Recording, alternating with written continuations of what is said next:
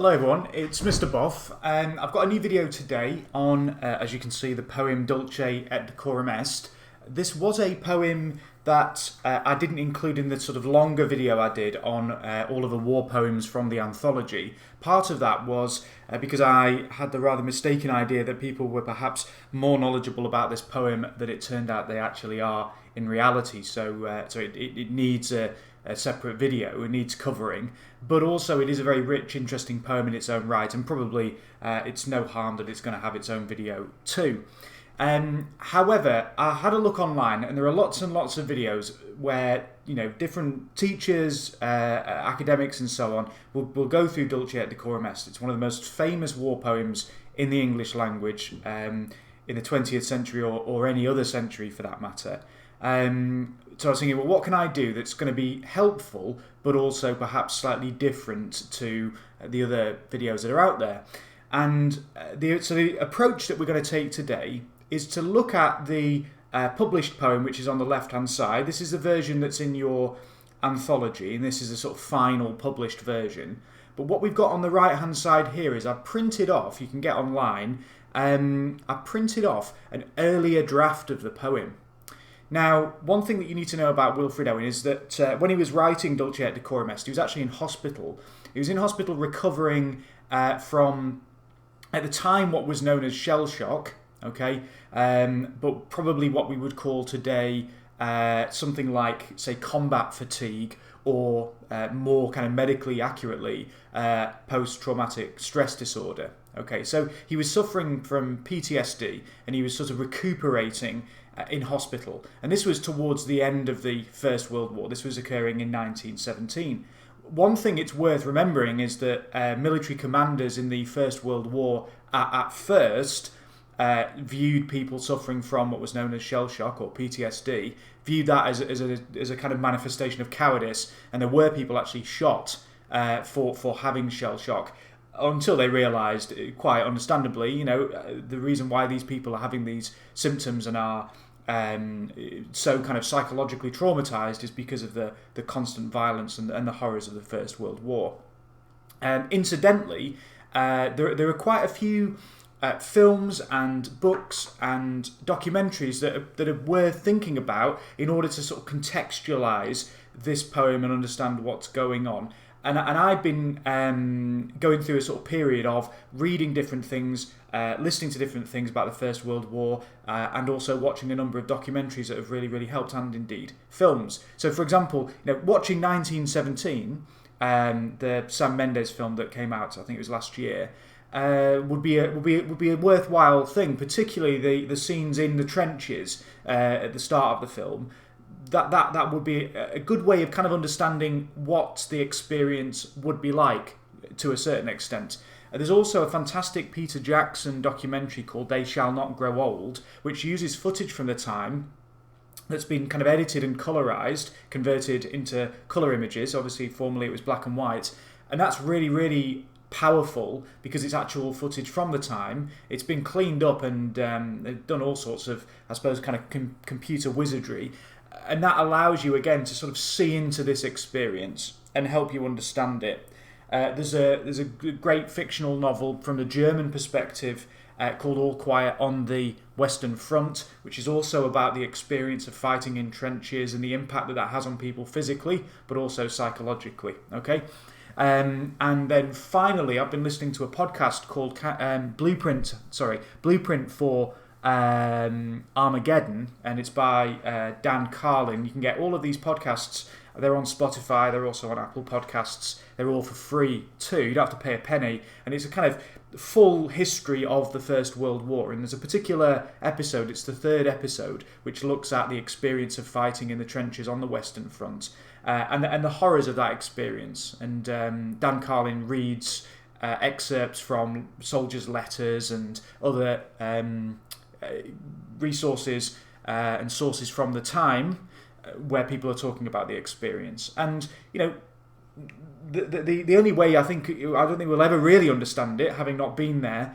but the way I would consider it and think about it is probably as close to a vision of hell as ever existed on Earth. Okay, constant violence, near constant shelling, surrounded by death and decay. It would be, people remarked about the stench of death as you approached the trenches. You would sort of smell it before you saw it.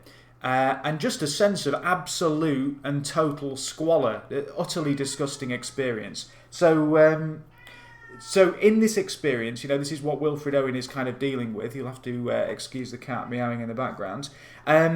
He's obviously reacting to this poem too.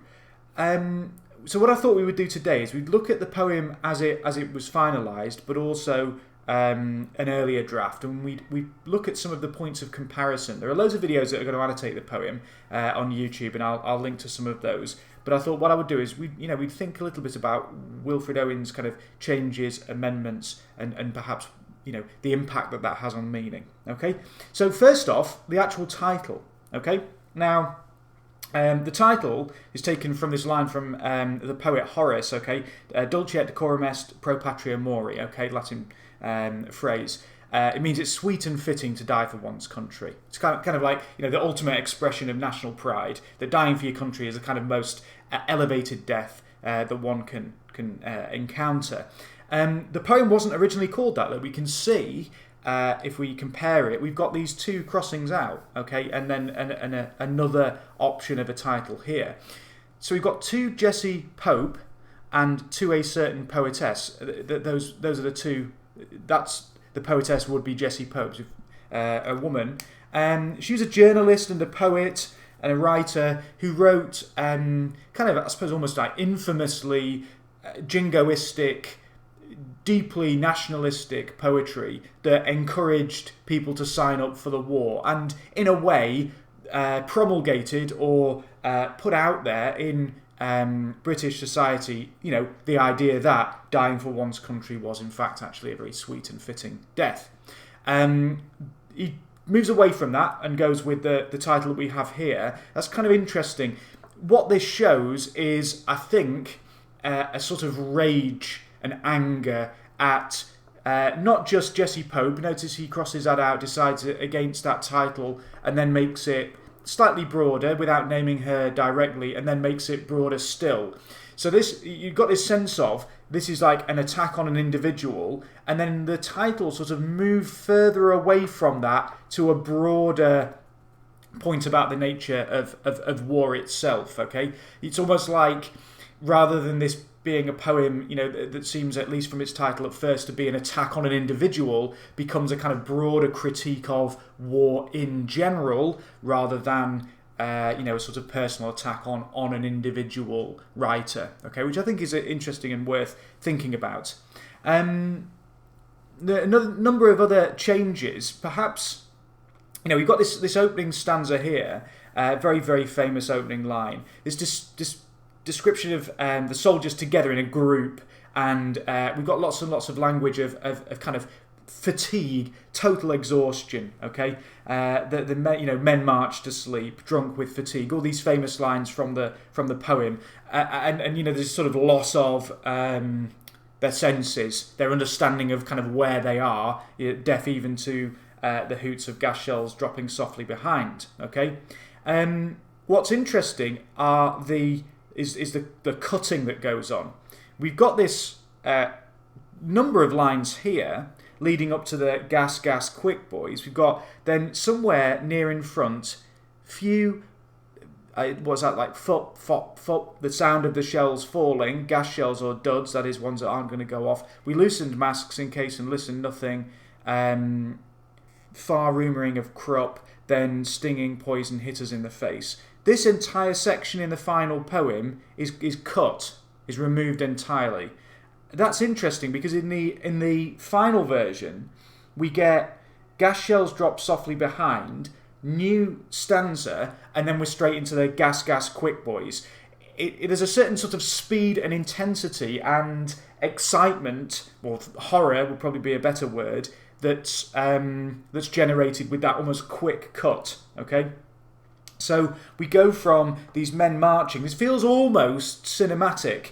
These men are marching. At the final line of the first stanza, the gas shells drop softly behind. they don't hear them properly, then someone notices, and then bang, we're straight into someone shouting, gas, gas, quick boys. That sudden exclamation in this stanza here, you would lose that if Wilfred Owen had kept these particular lines from one of his earlier drafts. So the poem becomes more intense by actually removing these 3-4 lines and jumping straight to the gas, gas, quick boys, and ecstasy of fumbling.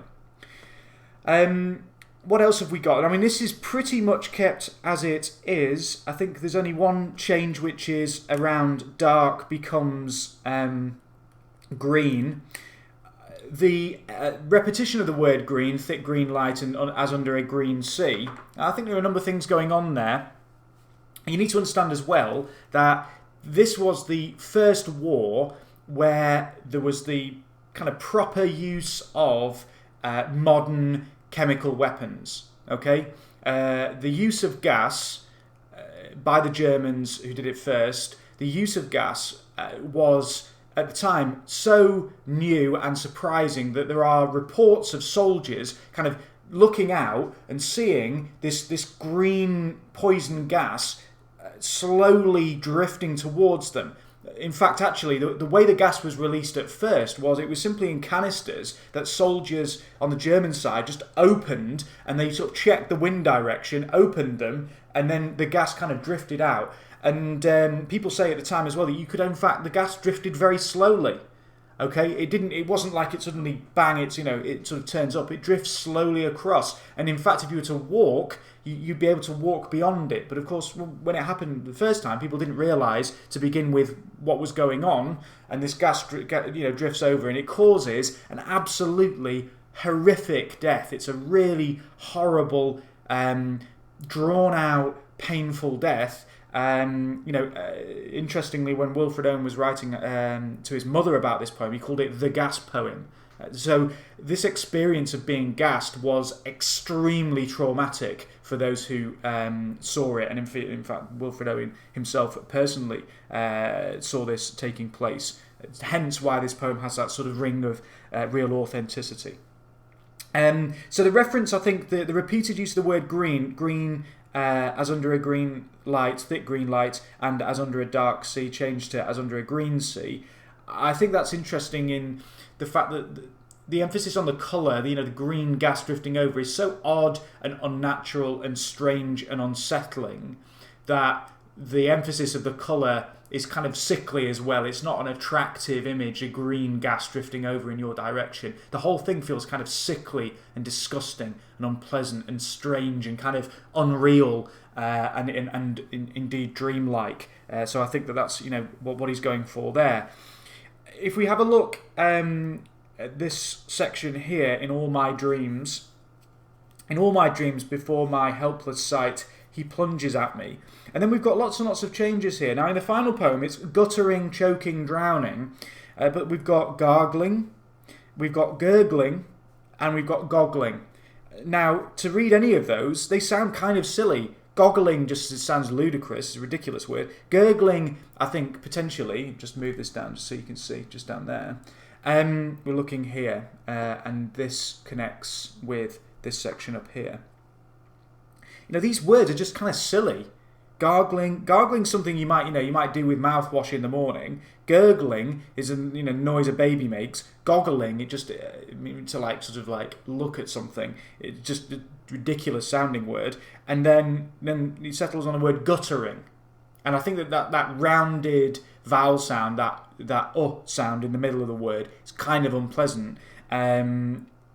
The word guttering also has some quite interesting meanings. So guttering, quite an old-fashioned word meaning like to run in streams. Okay, hence like guttering on the outside of your house, to run in streams. The tears are guttering down his face. The tears are running down his face. But also guttering can be used to describe a flame that's not sort of burning properly and is like on the cusp of going out. So we've got an interesting exploitation there of the ambiguities or the kind of multiple meanings of that word. That idea that the flame of his life is about to be extinguished. Much more powerful choice than, he plunges at me gargling, choking, drowning, gurgling, goggling, choking, drowning doesn't work at all. Guttering makes a lot more sense. So you can see that, Owen is thinking really, really carefully about this poem and the particular sort of effect that he wants to achieve. However, probably the most interesting change comes towards the end of the poem,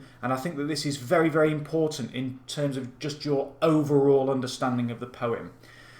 Now, we've got quite a lot of changes here in this final longest stanza in the poem. Okay, so in the original, in all your, sobbing dreams, when you could or must slowly pace, there's quite a lot of changes here. In the final version, it's if in some smothering dreams you too could pace. The if, I think, is very important. The if in some smothering dreams. There's a kind of acceptance of impossibility or near impossibility of truly understanding the experience. You weren't there, so you are never going to truly grasp this experience, and moreover, this experience was so traumatic and so unpleasant and so disgusting and so violent and all those other things that there's a sense in which words can't adequately comprehend or articulate what that was actually like. And that's always a problem with language, okay, more generally, is that language is always, when it comes down to it, fails to truly grasp and convey a particular experience unless you're there and you live it. You're always getting it secondhand through language, and that's fine. Thank goodness we've got language, but there's a sense that the experience is just so extreme and so out of or beyond the realms of normal human experience that words sort of fail to convey it, although he does a remarkably good job. Okay, and we've got this section of a horrible description.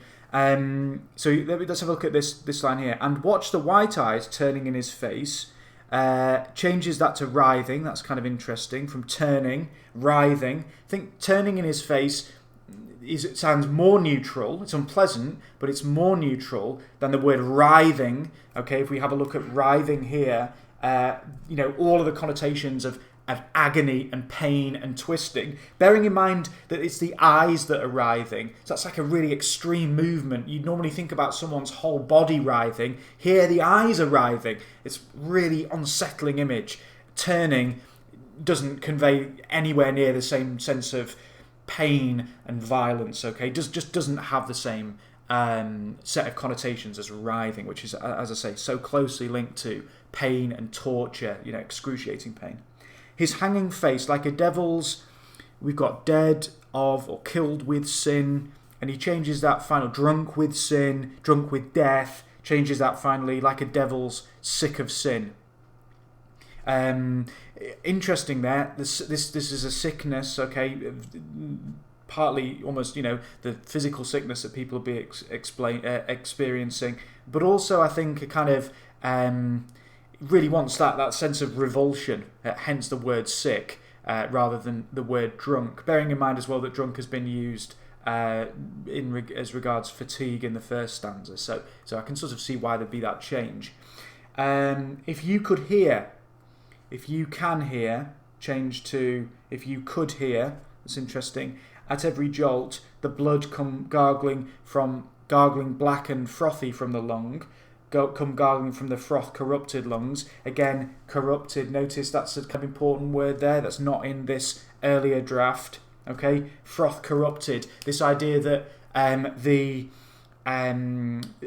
body of the soldier has been corrupted by this experience. Yes, by inhaling gas, but also the experience of war more generally, that war itself is corrupting. And again, that's a kind of richer line from come gargling. Again, some, interesting that word is used here. Come gargling black and frothy from the lung doesn't have the same intensity as come gargling from the froth corrupted lungs. This is really intense stuff. And then we've got this section here, which is removed entirely and changed for something very, very different. And I think that this is, in essence, a really important moment, okay? Let's have a look at these lines. So we've got from the lung. In the original, it's come gargling from the froth-corrupted lungs, obscene as cancer, bitter as the cud of vile incurable sores on innocent tongues. My friend, you would not tell with such high zest to children ardent for some desperate glory the old lie, Dulce et Decorum est pro patria mori. In this earlier draft, so we've got come gargling black and frothy from the lung, and think how once his face was like a bud, fresh as a country rose, and clean and young. Okay? This section here, particularly fresh as a country rose, I mean, that's pretty cliche. His face being compared to a flower, clean and young. Okay? This is removed for obscene as cancer, bitter as the cud of vile incurable sores on innocent tongues. So, moving away from this depiction of the kind of sort of, you know, if we think back, this soldier dying once was kind of beautiful. He was like a flower. He was as fresh as a country rose. You know, in the past, he was clean. He was young. What's interesting and what's worth thinking about is that Wilfred Owen, when he was in this hospital recovering from shell shock, he was also in the hospital with another poet, older poet called Siegfried Sassoon, who also wrote lots and lots of war poetry about his experiences. And they collaborated, Wilfred Owen and Sassoon, collaborated on the hospital magazine, which I believe was called The Hydra. And in fact, some of Wilfred Owen's first poems, they were first published in this particular magazine, this little hospital magazine that they worked on and they edited. And in fact, working on that together and editing this magazine was one of the things that contributed to Wilfred Owen's, you know, sort of recovery, if you will. But Siegfried Sassoon was critical, and is on record as being critical of some of Owen's poetry at first, essentially calling it too kind of romantic, too soft, at times slightly cliched. You know, that Owen hadn't yet really kind of found his poetic voice, and I think we've got a bit of that here. This fresh as a country rose, face like a bud, it just doesn't fit. It just doesn't fit. It doesn't feel like the kind of language one needs to use to convey this experience. And so what does Owen do? Removes this entirely, and we get instead obscene as cancer, bitter as the cud of vile incurable sores. Disgusting, violent language. You know, there's no beauty here. There's no beauty. In fact, there's no beauty in the entire poem. The only bit of beauty that previously existed in the poem, in this earlier draft, is cut entirely out and replaced with something that's, you know, disgusting and violent and horrible. Okay? That's worth really considering. A couple of other interesting changes. You can see he's got to children ardent or desperate or, you know, desiring. That's what ardent means. He has small boys here. So to small boys, ardent for some desperate glory. That goes back to children. Okay? Interesting, I think. Maybe...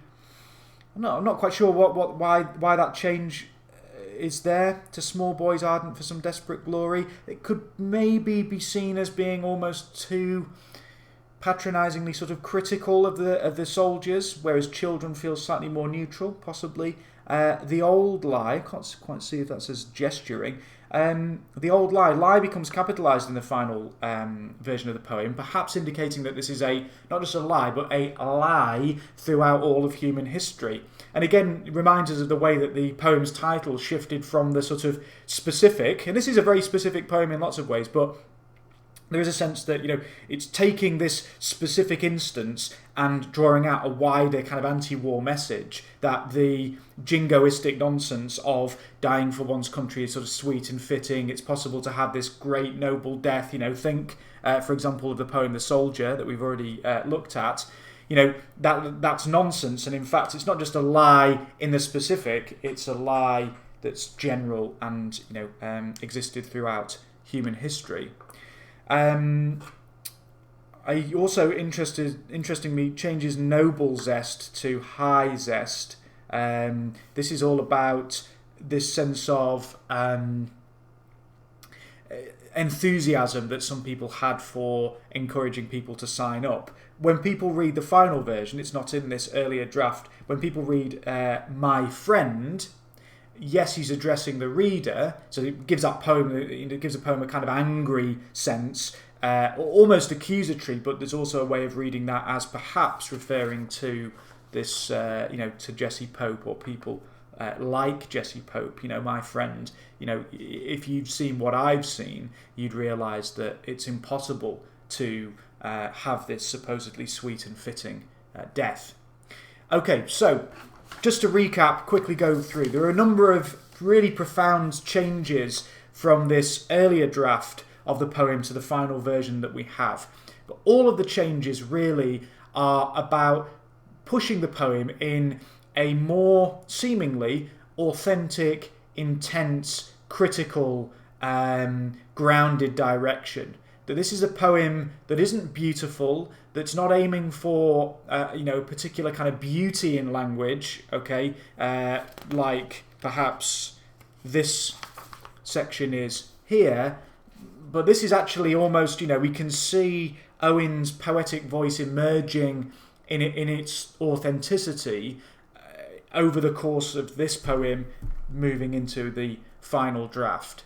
And what we're left with is an angry, critical, powerful, deeply challenging, and I would argue still extremely relevant poem. Yes, it's about the experience of the First World War, but I think the changes to the poem and this the way it ends as well, particularly ending on the word death, reminding us that war is hell, war is hellish. It doesn't, dying in war doesn't result in some kind of noble, fitting, glorious death, but is actually disgusting and traumatizing, and in fact so traumatic and awful. Not only does it come back and haunt those who were there, but it's so traumatic that it's actually very, very difficult to convey to other people who weren't there just what the experience was like.